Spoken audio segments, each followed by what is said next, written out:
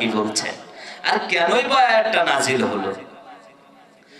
আল্লাহ রাব্বুল আলামিনের হাবিবের জামানায় মক্কা নগরে আরেকজন ধনাঢ্য ব্যক্তি ছিলেন, যিনি রাষ্ট্র পরিচালনা করতেন। তিনার নাম ছিলেন আকসাম ইবনে সাইফি। বিশ্বনবী যখন এই আয়াতটা মানুষের সামনে যখন বলতেন, মানুষগুলো বিশ্বনবীর কথা শুনে, আয়াতের কথা শুনে মনটা তাদের গলে যেত। আকসাম ইবনে সাইফি শুনতে পেলেন মক্কা নগরে আব্দুল্লাহর বেটা মুহাম্মদ তিনি দাওয়াত দিয়ে যাচ্ছেন, কোরআনের কথাগুলো বলছেন, ভালো কিছু কথা তিনি বলে যাচ্ছেন। কি সেই কথা আকসাম ইবনে সাইফি জানতে চাই। একটা সমাবেশের আয়োজন করলেন। তার রাজ্যে যত মানুষ ছিল সমস্ত মানুষদেরকে ডাক দিলেন এবং সমাবেশ করলেন। সমাবেশ করার সঙ্গে সঙ্গে বললেন, মক্কা নগরে একজন ব্যক্তি এসেছেন, যিনি আমাদের ন্যায় নীতি পথ থেকে অন্য পথে নিয়ে যাচ্ছে মানুষদেরকে।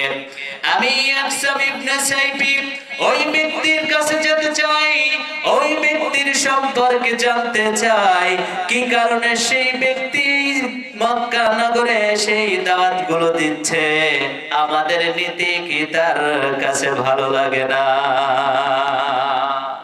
আকসাম ইবনেদের নীতি ছিল কি?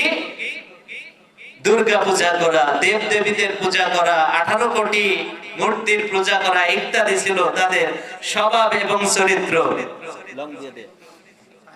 আকসাম ইবনে সাইফি সমাবেশ করার সঙ্গে সঙ্গে মানুষদেরকে বললেন, মক্কা নগরে একজন ব্যক্তি আমাদের এই বিধানকে খণ্ডন করার জন্য অন্য বিধান এনেছে।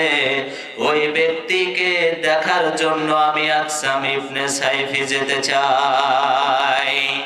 আকসাম ইবনে সাইফির জনগণে বললেন, আপনি তো লিডার মানুষ, আপনি তো নেতা মানুষ, আপনাকে যেতে হবে না, তার চাইতে বরং আপনি একটা প্রতিনিধি দল তৈরি করেন, সেই প্রতিনিধি দল তার কাছে পাঠিয়ে দেন এবং তার কাছে যে জিজ্ঞাসা করুক কি তার ভীষণ, কি তার মিশন, কেন আমাদের নীতি বাদ দিয়া নতুন নীতি এই জমিনে আনতেছে, একটু জানতে চাই।